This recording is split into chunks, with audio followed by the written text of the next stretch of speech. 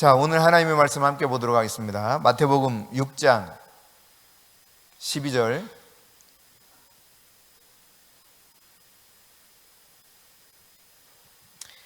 마태복음 6장 12절 함께 읽겠습니다. 우리가 우리에게 죄 지은 자를 사하여 준 것 같이 우리 죄를 사하여 주시옵고. 아멘. 다시 한번 읽겠습니다. 우리가 우리에게 죄 지은 자를 사하여 준 것 같이 우리 죄를 사하여 주시옵고. 아멘. 네, 우리가 지난주에는 일용할 양식을 주시옵고 이 부분에 대해서 함께 살펴봤습니다. 이것은 우리에게 필요한 일반적인 양식을 포함하지만 그러나 더 깊은 영적인 차원으로 보았을 때는 바로 생명의 떡인 예수 그리스도의 임재를 상징한다는 것을 말씀드렸습니다. 내가 먼저 충분히 먹어야 이렇게 함께 줄 수 있는 것이고, 이것은 또 동일하게 우리를 위한, 공동체를 위한 기도다라고 하는 것을 같이 살펴봤었어요. 자, 오늘 본문에 보니까 우리가 우리에게 죄 지은 자를 사하여 준 것 같이, just like예요. 똑같이, 이와 똑같이입니다. just like. 영어로 보면은 그래요. 그러니까 우리가 우리에게 죄 지은 자를 사하여 준 것과 똑같이 우리 죄를 사하여 주시옵고. 자, 그러면 이 말씀을 생각해 보면 우리가 우리 어떤 사람들의 공동체 속에서 속해 있는 어떤 특정한 우리들의 죄를 사해 용서해 주지 않으면 어떻게 된다는 겁니까? 우리의 죄가 용서받지 못한다, 그런 개념이 되는 거예요. 여기 죄라고 하는 단어는 하타라고 하는 단어를 씁니다. 그래서 이 죄에 대해서는 히브리어로 하타라는 단어를 쓰는데 속죄죄를 드릴 때 쓰는 단어죠. 그러니까 율법을 어겼을 때 죄를 이야기하고 있는데, 여러분 그 주기도문 가운데 예수님이 특별히 해석을 해준 게 있어요. 해석. 다른 건 하나도 해석이 없는데 한 가지를 부가적으로 해석하듯이 한 게 있습니다. 그게 뭐냐면, 물론 해석이라도 볼 수 있고 혹은 부가적으로 더 덧붙였다고도 볼 수 있겠는데, 14절에 보면 너희가 사람의 잘못을 용서하면 너희 하늘 아버지께서도 너희 잘못을 용서하시려니와 너희가 사람의 잘못을 용서하지 아니하면 너희 아버지께서도 너희 잘못을 용서하지 아니하시리라. 여기 잘못은 아셈이라고 하는 히브리어를 사용하는데 속건죄를 씁니다. 그러니까 의도하지 않았지만 지은 죄 혹은 거룩한 물건에 대한 지은 죄를 용서받기 위해서 드리는 제사지요. 그러니까 무의식 중에 의도하지 않았지만 죄를 범할 수도 있고 거룩한 물건의 죄를 범할 수도 있던 이런 것들에 대해서 하나님 앞에 용서를 받을 때 드리는 속건죄에 관한 단어를 사용하고 있는데, 우리가 사람의 잘못을 용서하면 하늘 아버지께서도 너희 잘못을 용서해 주겠다. 다시 반복해서 강조합니다. 그러나 너희가 사람의 잘못을 용서하지 않으면 나도, 하나님 아버지도 너희들의 잘못을 용서하지 않겠다 말하고 있어요. 이런 측면에서 보면 용서는 그냥 마음이 이끌린 대로 내가 알아서 하면 된다. 1번. 2번, 그 사람이 잘못을 나한테 고백할 때까지 용서하지 않아도 된다. 3번, 이후에 어찌됐든 무조건 용서해야 된다. 예? 예. 3번이죠, 3번. 어떤 상황 속에서 문제가 생겼든지 간에 우리가 해야 될 것은 뭐냐? 용서를 선포하는 겁니다. 용서를. 그러면 십자가를 생각하면 예수 그리스도의 사랑의 피가 쫙 흩뿌려져 있는 것을 상상해 볼 수 있어요. 그 골고다 산상까지 가는 동안에도 피를 흘리며 가셨죠. 채찍 맞으며 피를 쏟으셨고, 여전히 가면서도 채찍을 맞으시고 가시관을 쓰면서 뚝뚝 피가 떨어진 가운데 그 골고다까지 올라가셨습니다. 예수님 가는 족적마다 산열이 낭자해. 게다가 여러분, 골고다 산상에 가서 십자가에 매달려 있을 때 어땠습니까? 그 나무에 매달려 있는 동안 창에 허리를 찔려서 물과 피를 다 쏟으시죠. 푹 피가 터져나가요. 저는 그렇게 피가 이렇게 팍 터져나가는 것을 잘 몰랐어요. 네.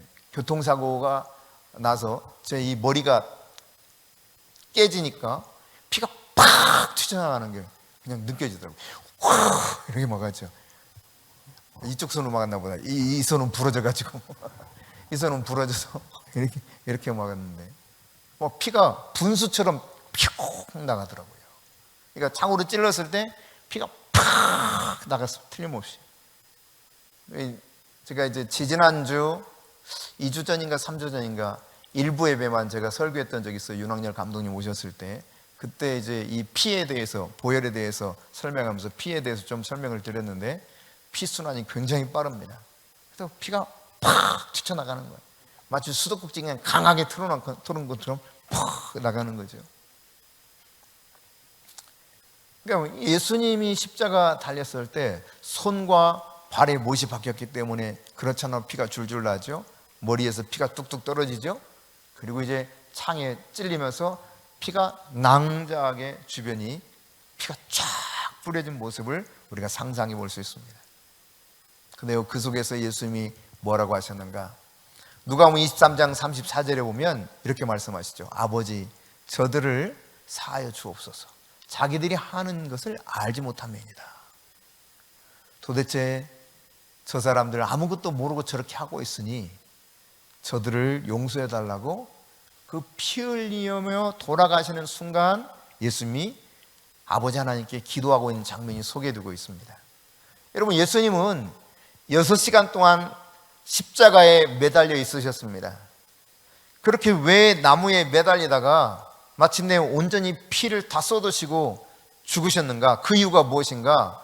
창조자 하나님께 죄를 범했던 모든 것을 용서해 주시기 위한 거였어요.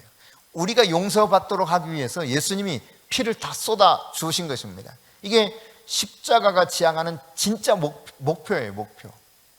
예수님이 십자가에서 피 흘리신 목표는 우리 모든 인류의 죄를 대신 감당하시고 우리를 죄 가운데서 속량해 주시기 위해서 바로 6시간 동안 십자가에 매달려 그 모진 고통과 더불어서 모든 피를 다 쏟으며 조롱과 핍박을 받는 가운데 숨을 거두신 것이죠.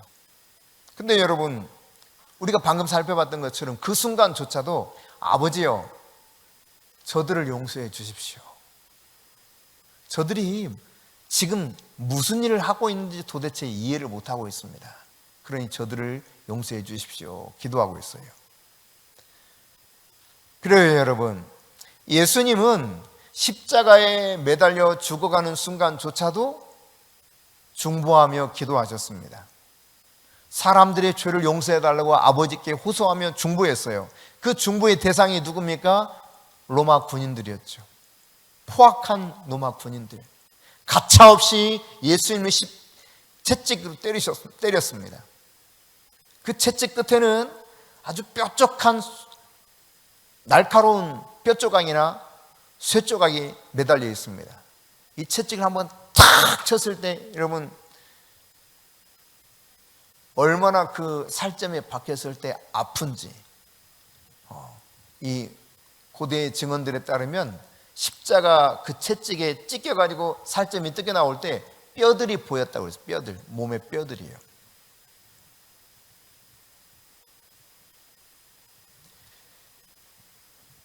창으로 여지없이 찔렀습니다. 조롱하면서 네가 왕이냐? 가시멜관을 착 씌우면서 그래 왕 노릇 해봐라. 옷도 벗겼습니다. 온갖 수치를 다 당하게 만듭니다. 침을 뱉습니다. 뺨을 때립니다. 자, 이런 군인들이었습니다. 그런데 저들을 사하여 달라고 기도하고 있습니다. 뿐만 아니라 유대의 종교 지도자들과 권력자들이 어떻게 했습니까? 바로 이렇게 예수님이 십자가에 죽게 되도록 넘겨줬어요. 궁극적으로 그들이 사실상 죽이도록 명목을 다 이야기하고 풀어주려고 했을 때조차도 못 풀어주게 하고 예수를 십자가에 못 박은다고 강렬하게 주장했던 사람들이 유대의 종교 지도자들이요 권력자들이었습니다. 예수님은 말씀하고 있습니다. 기도하고 있습니다. 아버지여, 저들을 용서해 주옵소서. 저들이 하는 일을 알지 못하고 있기 때문입니다. 빌라도 총독, 그는 분명히 예수님이 죄가 없다는 사실을 알았습니다. 그럼에도 불구하고 정치적으로 자칫하면 너무 혼란스러워질 것 같은 이 상황, 어떻게 하면 좋을까 하다가 결국 자기 아내가 꿈속에서도 이 사람은 의인이니 절대 당신 건드리지 말아라 했음에도 불구하고 어떻게 합니까?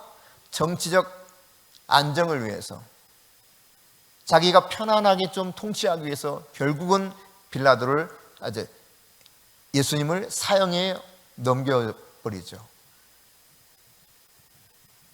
이스라엘의 종교 지도자들에게는 공의가 있었지만 여기에서는 사형을 언도할 수가 없습니다. 그래서 로마의 총독부에 데려와서 빌라도에게 이 부분에 대해서 당신이 선언해라, 사형이라고 언도해라, 압력을 집어넣었던 것이죠. 많은 사람들이 외쳤지 않습니까? 이걸 이기지 못하고, 여론을 이기지 못하고, 그러니까 여론을 이기지 못하고 결국은 여론에 굴복해서 죄가 없는 사람을 죄 있다 선포하고 사형을, 십자가에 죽는 이 십자가의 죽음을 언도했던 것이 빌라도입니다. 이 빌라도조차도 예수님의 말씀, 기도하시는 내용 속에 포함된 부분이라고 하는 것을 우리가 이해해야 될 것입니다.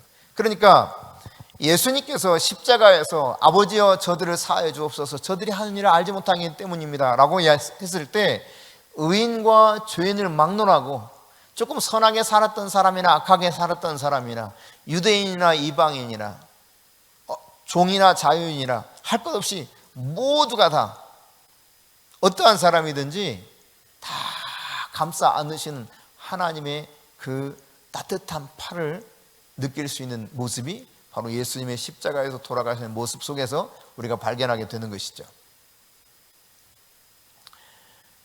여러분, 예수님처럼 함께 그날 십자가에 매달려 죽는 사람들이 있었습니다. 그 중에 강도 하나는, 우리는 마땅히 우리 죄의 대가로 죽는 것 맞지만 저 예수는 그렇지 않다라고 옆에 강도를 꾸짖지요. 그리고 하는 말이 무엇이었습니까? 예수님께 부탁합니다. 여러분, 누가복음 23장 42절입니다. 같이 읽습니다. 예수여, 당신의 나라에 임하실 때 나를 기억하소서. 당신의 나라, 하늘나라 가시게 될 때 나를 기억해달라. 여러분, 이 말을 예수님이 들으셨을 때, 야, 너 좀 그래도 양심이 있지. 너 그렇게 죄를 많이 져놓고 말이야, 일단 알긴 알았어. 한 달 후에나 2달 후에나 지옥 좀 경험해 봤다가 그 다음 내가 어떻게 좀 선처를 베풀어 볼게. 그랬습니까, 여러분? 예수님 대답이 바로 그 다음 나옵니다. 한번 같이 볼까요? 시작. 예수께서 이르시되 내가 진실로 내게 이르노니 오늘 내가 나와 함께 낙원에 있으리라 하시니라. 아멘. 언제요? 오늘.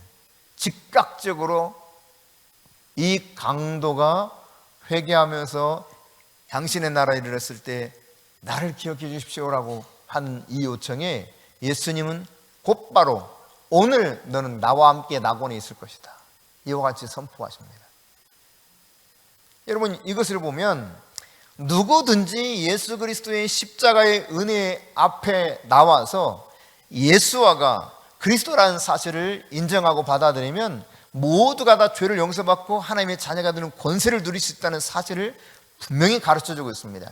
예수님이 죽어가는 순간에도 계속해서 저들의 죄를 용서해달라고 구했던 이 기도를 잘 기억하시기 바랍니다.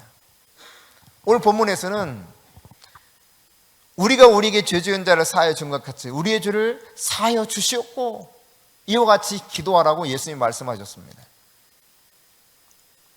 우리는 죄를 용서받지 못하면 절대로 천국에 들어갈 수가 없습니다. 아버지께로 돌아갈 수가 없습니다. 죄는 걸림돌이에요. 아버지께로 갈 수가 없어요. 장애물이에요. 이 죄 문제가 해결돼야 아버지 하나님께 갈 수가 있습니다. 근데 이 죄 문제를 해결하기 위해서 예수님이 십자가에 죽으셨는데 이 십자가의 은혜를 내가 받아들여서 예수의 그 속량의 은총을 믿을 뿐만 아니라 오늘 이 순간순간 매일매일 살아가는 동안 나에게 죄를 범했던 사람, 내가 예수님으로부터 용서받았던 것처럼 용서하라는 거예요. 용서. 그렇게 용서하면서 하나님 아버지의 용서함 받을 것을 기도하라는 것입니다. 우리 어때요? 좀 누군가 나를 해코지하면, 해코지를 일을 했다, 일. 그러면 여러분 어떻게 하고 싶어 해요? 10으로 갚아주고 싶어 한대요. 또 다른 사람은요? 아니, 솔직히 말해봐. 포장하지 말고요. 어때요? 해코지를 누군가 나한테 일을 했어. 그럼 여러분 어떤 마음이 들어요?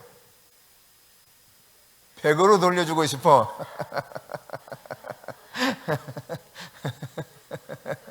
그럴 때도 있겠죠. 늘상 그렇지는 않겠지만, 그럴 때도 있을 거예요. 그러니까 뭐 이제 약간 과장해서 지금 표현한 건데, 여러분의 마음을 대변한 거예요. 그러니까 우리가 때로는 그렇게 그냥 용서하라는데, 용서 대신에 이 안에서 부글부글 올라와. 그래서 그냥 안갚음을 하고 싶어.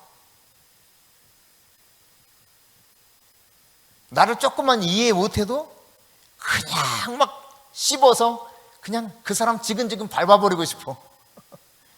이 못된 마음을 가지고 있다니까요. 용서하라는데 반대로 해, 반대로. 그것도 너무 반대로 가. 네가 정말 용서받기 원하냐? 그러면 너 다른 사람 용서해. 그래야 너 용서를 구할 자격이 있어. 그런 이야기입니다. 물론 모든 죄에 대해서 십자가에서 다 이루어 놓으셨습니다. 우리의 속량, 죄 문제를 다 이루어 놓으셨어요. 근데 그것을 내 것으로 취하는 방식은 내가 다른 사람을 용서를 선포할 때예요. 할렐루야. 내가 다른 사람을 용서할 때 나에게 해당되는 모든 문제들에서 용서받을 수 있다는 사실이에요. 마태복음 6장 5절 봅시다. 같이 읽습니다. 또 너희는 기도할 때 외식하는 자와 같이 하지 말라. 그들은 사람에게 보이려고 회당과 큰 거리의 어귀에 서서 기도하기를 좋아하느니라. 내가 진실로 너희에게 이르노니 그들은 자기 상을 이미 받았느니라. 그러니까 보통 서서 기도하거든요. 서서 기도한 기도의 형태 중에 하나가 서서 기도하는 거예요. 네, 이렇게 서서 기도하는데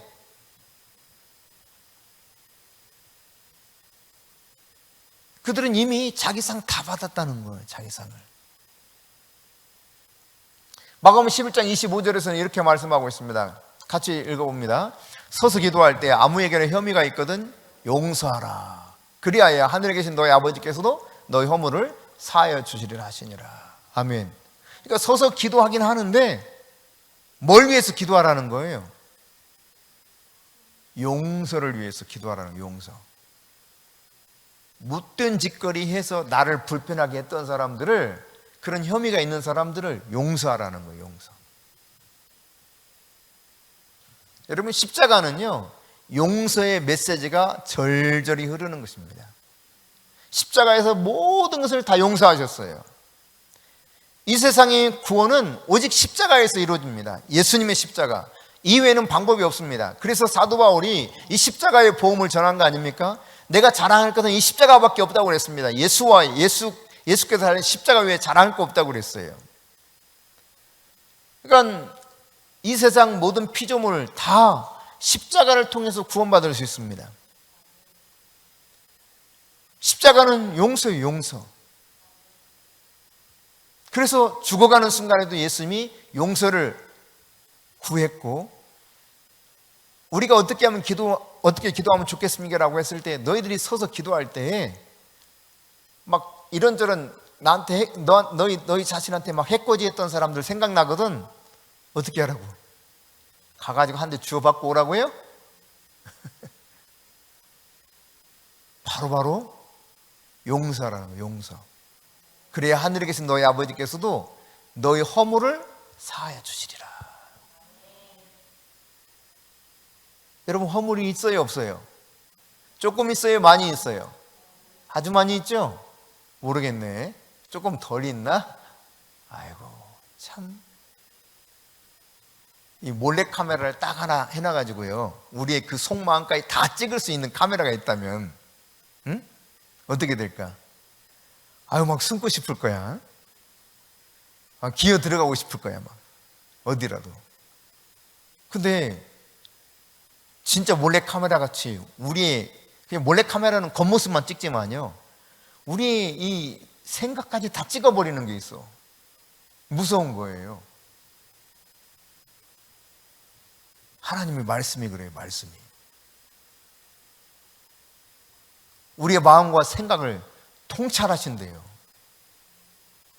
우리 중심을 아신대요. 말씀이 아시고 하나님이 아셔. 말씀이 곧 하나님이시잖아요.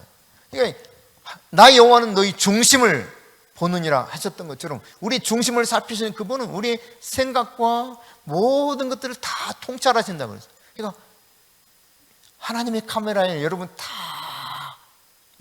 생각까지 다 찍혀 있는 거야. 딱 보여주면 증거가 있는데 어떡할 거야? 에? 빼도 박도 못해. 이용구 전 차관처럼 안 그랬다고 그랬는데 빼도 박도 못하는 거예요. 영상이 딱 나와버렸는데 운행 중 폭행한 게 나와버렸잖아요. 그런 것처럼 우리가 아무리 우겨봤자 소용이 없어요. 그런데 우리가 다른 사람의 허물을 용서해 주면 어떻게 된다고요? 너의 허물을 용서해 주겠다. 이 용서받으면 신기한 일이 벌어집니다. 신기한 일이 벌어져요. 우리의 죄를 기억하지 못하신대요. 이게 성경이에요. 하나님이 우리 죄를 기억을 못한대. 할렐루야. 우리는 기억을 막 하는데 막 이렇게 생각 안 하려고 해도 막 기억이 나죠, 옛날 죄들이. 그래서 때로는 그 죄 때문에 마귀가 너 그렇게 죄가 많았는데 네 교회 다닌다고 되겠어? 지금도 너 생각하는 거 봐라, 네 행동하는 거 봐라, 막 그러면 옛날 거까지 막 다 휘저 올라오잖아요. 예전에는 이 음식물 찌꺼기를 버릴 때 지금처럼 무슨 뭐라고 합니까? 개수대에서 걸러가지고 이렇게 버리는 게 아니었잖아요. 음식물 나오면 어떻게 했어요? 이런 바켓 하나에다가 그 음식물 거기 찌꺼기 다 담아놨어. 씻고 뭐 하다가 또 예를 들어 쌀을 씻는다. 씻고 나서 이 설거지 한다. 그럼 그 물을 이렇게 부었단 말이에요. 바켓에다가. 알아요? 모르는구나. 그랬어요. 그랬다가 이제 이게 가득 차면 갖다 버려야 돼. 갖다가 들고. 이게 상하수도 뭐 이런 개념이 잘 안 돼 있었으니까. 그럼 이 들고 갖다 버려야 되는데 가기 전에 한번 이렇게 휘박대기로 저어보면 어떻게 돼요? 온갖 그 음식 쓰레기 같은 것이 막 다 섞여 있어. 사실 우리 마음속으로 이렇게 뭔가 그렇게 휘저어서 한번 쑥 하면은 아이고 잡다한 더러운 것이 온갖 것이 그냥 난리 날 거예요.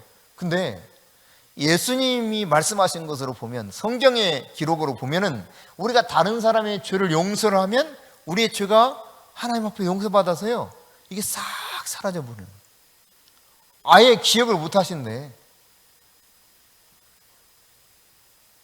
동이 서에서 먼 것처럼 옮기신다 그랬어요. 시편에 보면. 미가서에 보면 또 깊은 바다에 빠뜨리고 하나님이 발로 밟으신대. 안 떠오르도록. 우리 발로 밟으면 떠오르겠지. 핑 하고 나오겠죠. 하나님의 발로 딱 밟고 안 나오게 하는데요. 몰라. 찾을 수가 없어.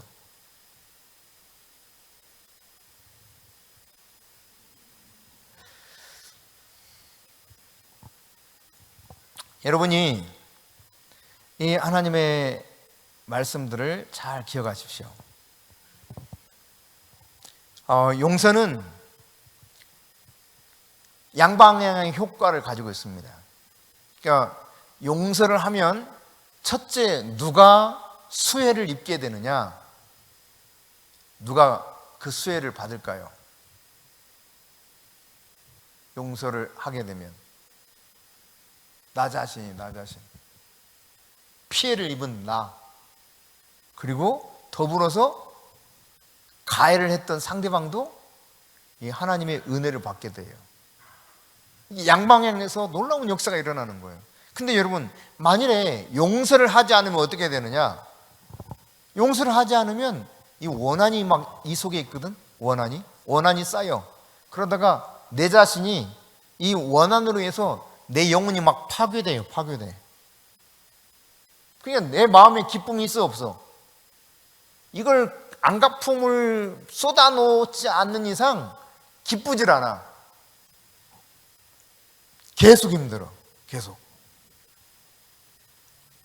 그 사람은 보면 보기만 하면 막 이게 막 올라와. 그 사람만 보면 그런 것이 아니라 그 사람 비슷한 사람만 봐도 막 올라와. 그 사람하고 좀 말투만 비슷해도 막 올라와.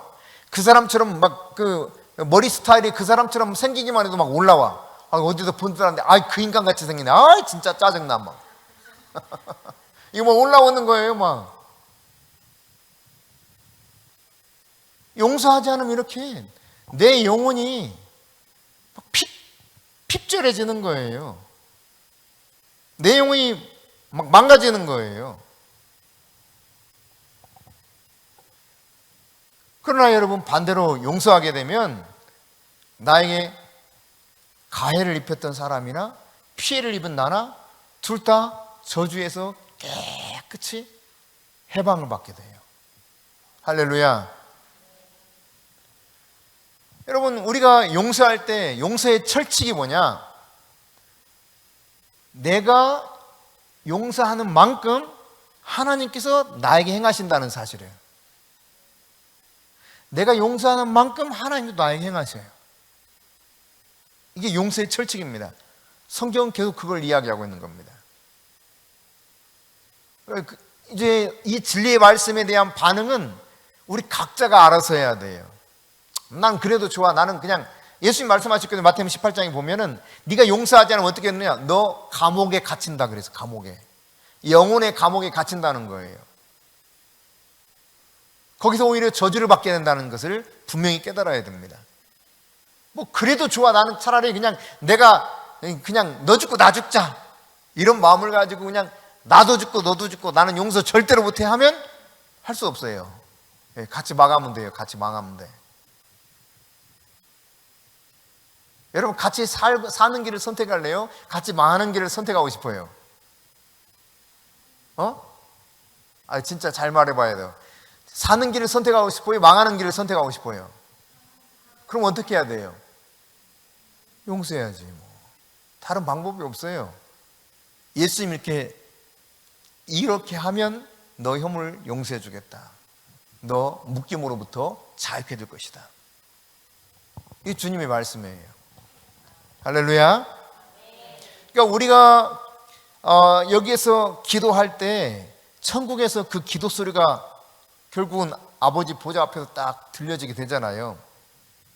그러면 우리가 여기서 용서했던 것들처럼 아버지의 보좌에서 그 기도가 들려지게 되면 아버지께서 용서하시고 동시에 나의 모든 허물도 용서해 주신다 이 말이에요.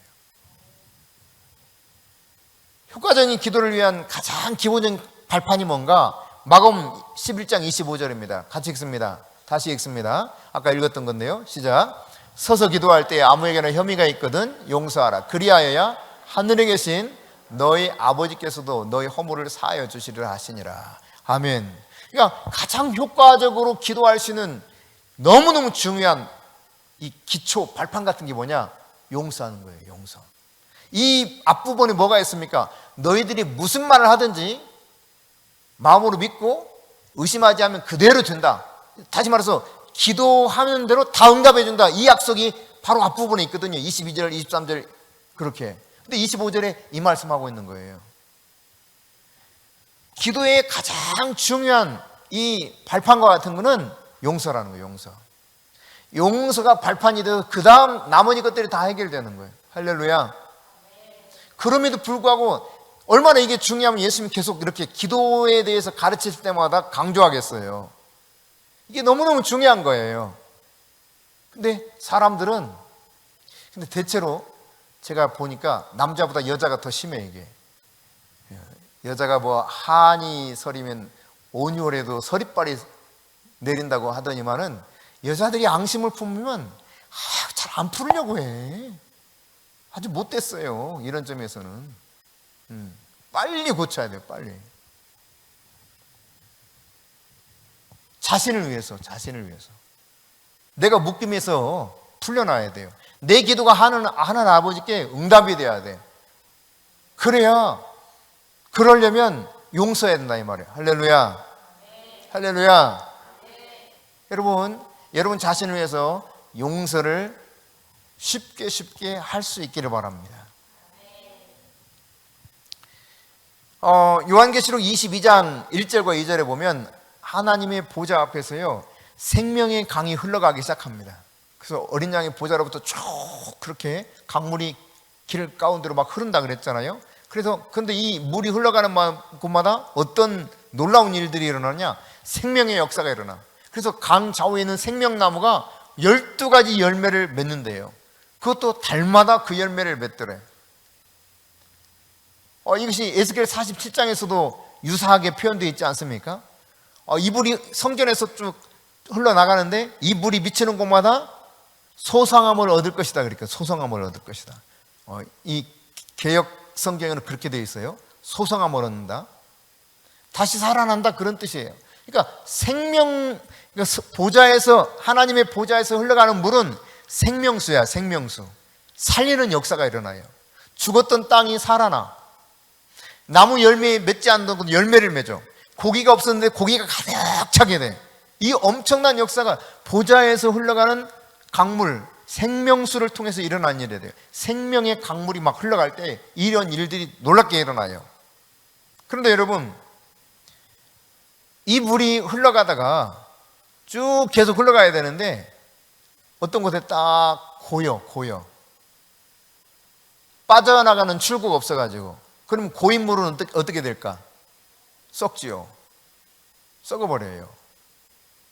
그리고 거기서 이제 조금 더 지나면 늪으로 바뀌어버립니다. 출구 있으면 이렇게 쭉 흘러가면 되는데, 여러분, 하나님의 생명이 나한테 왔을 때 내가 흘러보내야 돼요, 이 생명을. 하나님의 용서의 은혜가 나에게 왔을 때 내가 용서를 막 흘려보내야 돼요. 그래야 계속 달마다 새로운 과일이 맺는 생명나무처럼 내 안에서 풍성한 것이 계속 생기게 되는 거예요. 근데 내가 이것을 움켜쥐려고 하고 더 이상 뭔가를 풀어 제끼지 않으면 이게 다 썩어버리는 거예요. 만나를 거둘 때도 어떻게 했습니까? 하루 분량만 거두라고 그랬거든. 안식일 전날 빼고는요. 하루 분량만 거두라고 하는데 욕심을 부려서 많이 거뒀어. 야, 많이 거두면 썩는다. 그렇게 미리 하나님 말씀하셨거든요. 그런데 그럼에도 불구하고 욕심껏 거뒀는데 어떻게 돼요?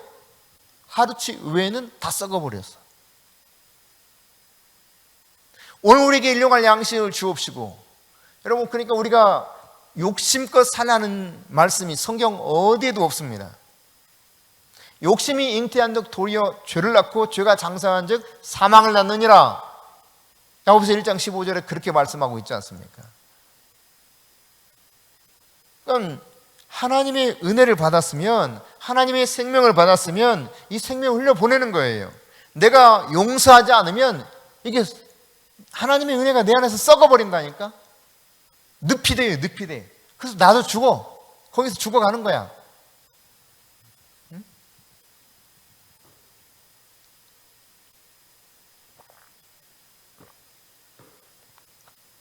그런데 하나님의 보좌에서 나에게 흘러보내는 그 생명수, 그 임재를 내가 누리면서 하나님의 은혜를 내가 받았다. 이 은혜대로 내가 흘러보내기 시작하면 하나님의 놀라운 역사가 풍성하게 일어날 것입니다. 오늘 아침에 우리가 새벽에 살펴봤던 신명기 15장에 바로 그런 이야기를 하고 있죠. 그냥 이 빚을 빚을 지는 사람들이 있는데 안식년이 될 때 안식년이 다 돼가는데 이때 당시에 안식년은 어떻게 하느냐? 빚진 사람을 싹 빚이 없는 거로 싹 지워버리는 거야. 빚을 못 갚아가지고 종되었던 사람도 다 풀어주는 때가 안식년이에요. 근데 안식년이 예를 들어서 일주일 앞으로 다가왔어. 근데 가난한 사람이 와서 돈 빌려달라고 그래. 그것도 한 5천만 원 빌려달라요. 당장 5천만 원 이거 뭔가 해결해야 된다고. 근데 나한테 지금 예를 들어 8천만 원이 있어. 그럼 어떻게 해야 돼요? 이 인간이 진짜 돈 냄새는 어디도 잘 맡아가지고 없어! 이럴래요? 성경은 뭐라고 그러냐면 그냥 주래. 그 며칠 뒤에 어떻게 돼요? 이거 5천만 원 그냥 쉽게 말해서 없어지는 거야. 없어지는 거. 그럴지라도 주라는 거예요. 그러면 하나님 뭐라고 하냐? 내가 너 복 줄게. 이거 믿어져요? 이게 믿어줘야 돼. 이게 사실 못 믿어. 이게 믿질 못해. 동족에게는 이자도 받지 말래. 이방인에게는 이자를 받을지라도 동족에게 꿨으면 이자도 받지 말래. 그렇다고 악용을 해가지고 실컷 자기 마음대로 돈을 다 쓰고 난장판을 벌인 다음에 그냥 안식년 되기 직전에 가서 나 돈 좀 빌려줘. 이런 식의 삶을 살면 하나님이 다 알고 계시기 때문에 어떻게 하겠어요? 그 사람에게 복을 주겠습니까? 빚은 탕감되어서 당장 좀 어떻게 숨을 좀 돌릴 수 있을지는 몰라도 그렇잖아요.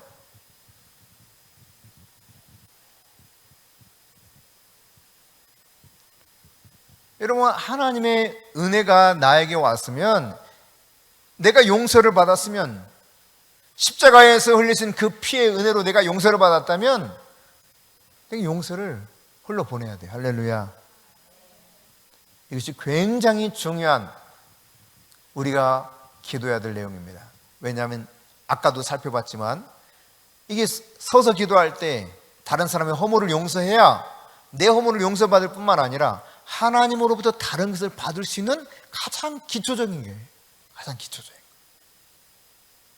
모든 기도의 응답을 받을 수 있는 발판과 같은 게 바로 용서를 선포하는 기도예요. 할렐루야. 여러분 이제 알아서 잘 판단하세요.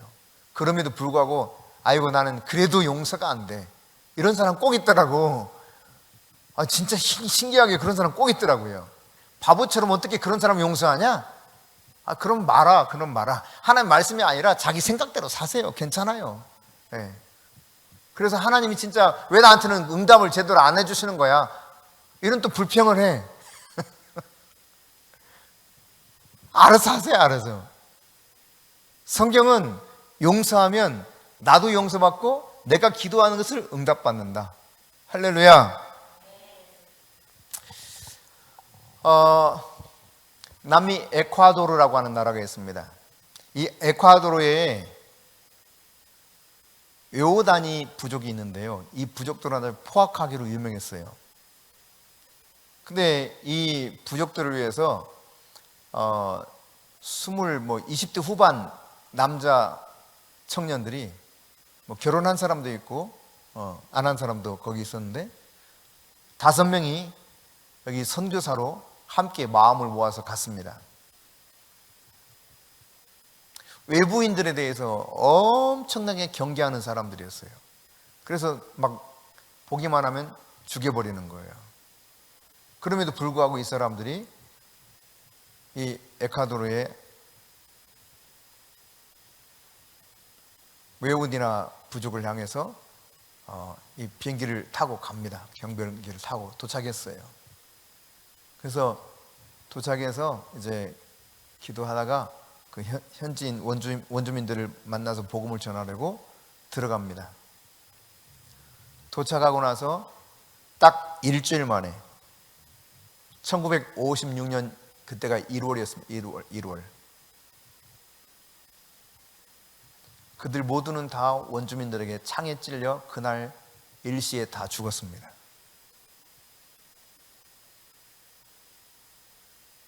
여러분, 이게 아주 그 대서특필되면서요, 선교하러 갔던 젊은 선교사들 5명이 한꺼번에 창에 찔려 다 죽어버렸으니까 아무것도 못하고.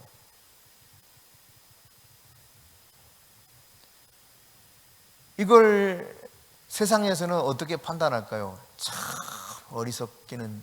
아니 그렇게 외부 사람들을 들어오면 무조건 죽인다는 그 사람들한테 왜 그렇게 가? 아니 그런 위험을 알면서도 왜 갔냐고 이렇게 이야기할 수도 있겠죠. 이들의 죽음이 과연 어리석은 것인가? 사실 아무런 열매도 없어요. 그냥 6일 만에 죽어버렸어. 선교 현장 가가지고. 유명한 이야기죠. 짐 엘리엇 선교사를 비롯해서 그 친구들 4명, 총 5명이 그냥 그렇게 하루아침에 다 목숨을 잃고 말았습니다. 그런데요, 이 짐 엘리엇의 아내인 엘리자베스 엘리엇이 다시 그 부족을 향해서 들어갑니다. 그리고 네이트라고 하는 선교사가 있었는데 네이트의 누이가 레이첼 세인트라고 하는 사람인데 이 사람이 두 여자가 거기를 다시 들어가요. 그 부족으로. 그래서 이 부족에 들어가 가지고 언어를 배우고 그런 다음에 자신들이 언어를 좀 익혔을 때 성경을 그들의 부족 언어로 번역을 해요. 복음을 전해요. 예수를 믿게 돼요. 근데 왜 이 사람 나중에 어떻게 되었냐면 또 네이트 세인트라고 하는 사람이 짐 엘리엇과 같이 갔던 사람 중에 하나인데 그 아들이 그 당시 5살 때 아빠가 죽어버린 거죠. 근데 이 아이가 커서 근데 이제 그 고모는 아까 말한 짐 엘리엇의 아내인 엘리자베스 엘리엇하고 같이 그 부족 안으로 들어갔어요. 나중에 커가지고 13살 땐가 이 아들 세인트라고 하는 이 친구가 스티브 세인트입니다. 스티브 세인트. 세인트는 성이니까 스티브 세인트.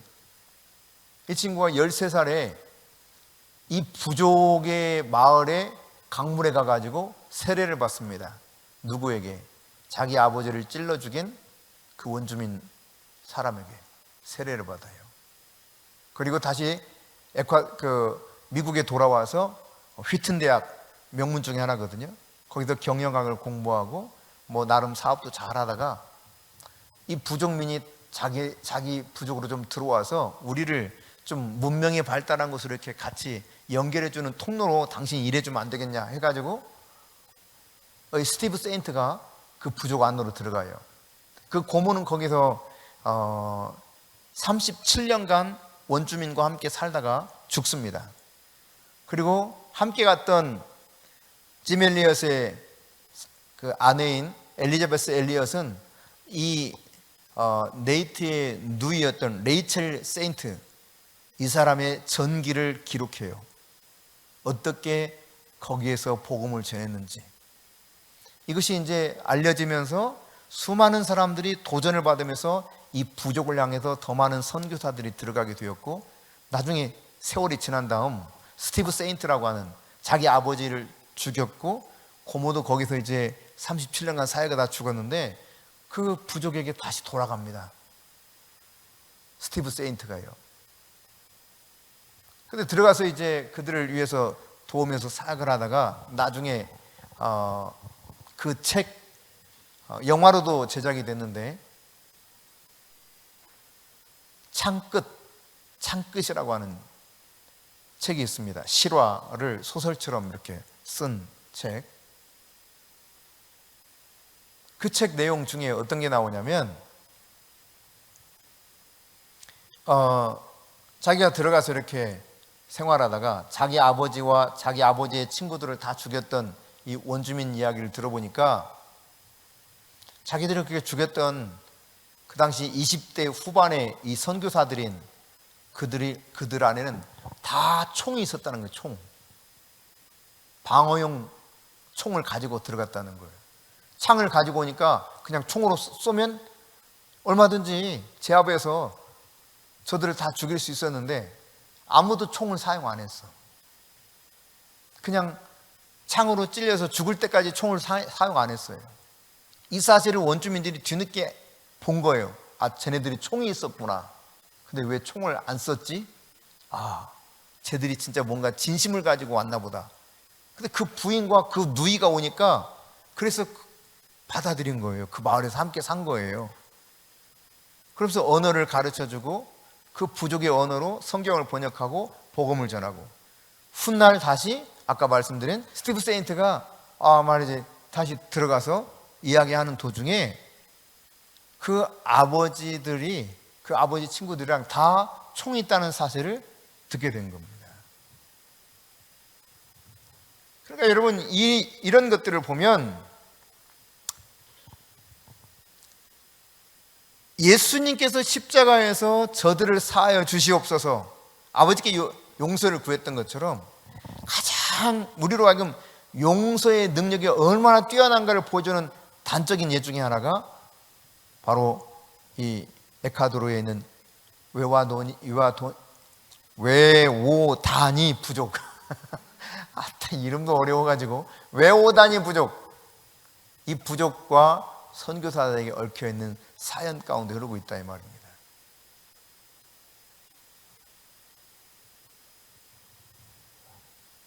그 부족이 다 예수 믿게 됐어요.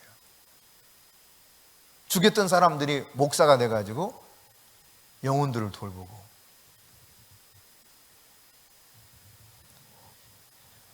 여러분, 고린도전서 1장 18절 봅시다. 훗날 그 아들 스티브 세인트한테 그 당시 자기 아버지를 비롯해서 그 5명 선교사를 죽였던 것에 대해서 용서를 구했다고 하는 이야기가 이 창끝이라고 하는 그 책 속에 기록된 내용이고, 또 영화로도 그게 나왔던 것들이죠. 아마 여러분 한번 보셨을 건데, 그죠? 여기서 한번 보여줬을 거예요. 저도 어렴풋이 기억이 나서 영화 내용이 잘 기억이 안 나고 책만 기억이 나가지고 영화 하여튼 보여줬던 것 같아요. 네. 자, 고린도전서 1장 18절 함께 읽습니다. 십자가의 도가 멸망하는 자들에게는 미련한 것이라도 구원을 받는 우리에게는 하나님의 능력이라. 저주받은 상징적 표현이 십자가 아닙니까? 멸망하는 사람들에게는 십자가를 지고 죽는다는 건 지극히 미련한 거예요. 그러나 구원을 받는 우리에게는 하나님의 능력이거든요. 능력. 오늘 우리가 십자가의 삶을 살 때, 용서하며 십자가의 삶을 살 때, 도리어 그 십자가적인 죽음의 삶이 생명으로 흘러간다는 사실을 다시 깨닫게 됩니다. 오늘 내가 죽고 내 안에서 예수가 사는 이런 삶이 여러분 우리 모두에게 있기를 바랍니다. 십자가의 능력으로 살아갈 수 있기를 축복합니다.